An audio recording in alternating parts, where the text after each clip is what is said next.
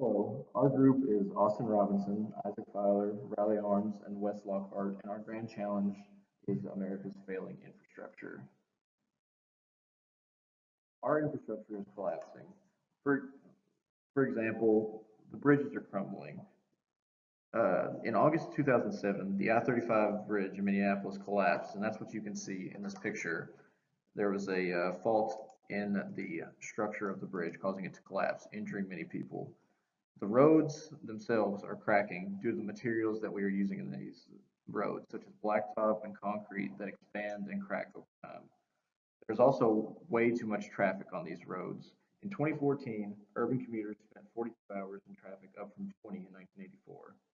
Sewer systems and railways are also outdated and use the same materials as the road and bridges, so therefore they also need to be repaired. And as you can see on this graph, we took this graph from the American Society of Civil Engineers in 2013. These are the ratings that we received, and we have a D plus overall. You can see that our highest rating is a B minus, and most of these are D, which means poor.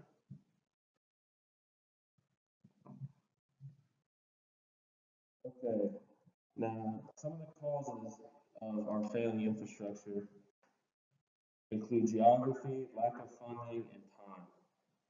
As far as geography goes, America is a big country that expands many different climates. These different climates cause the roads to crack due to expansion, as Riley mentioned earlier. Now, lack of funding is one of the biggest reasons why our infrastructure is failing. Our major source of funding from the for infrastructure is the gas tax. Aaron Klein, in the article How to Fix America's Infrastructure, mentions that as of 2016, the gas tax has not been raised since 1993, thus depreciating its value by over 40% due to the lack of adjustment for inflation. Schneider, in his article,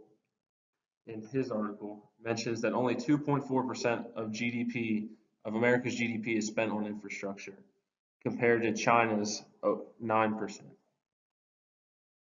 Also, time is a major factor.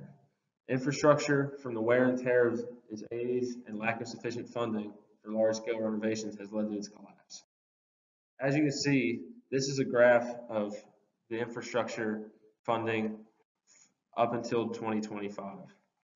We have gotten a lot of the funding done, but we still are 43% short, which is $1.4 trillion that remains unfunded.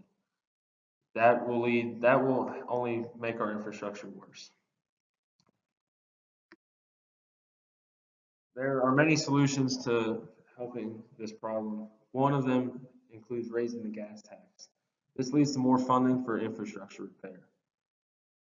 We also need to look at the private sector. Having outside companies make proposals for projects and allowing capitalism to take hold and would lead to cheaper and higher quality solutions for these projects.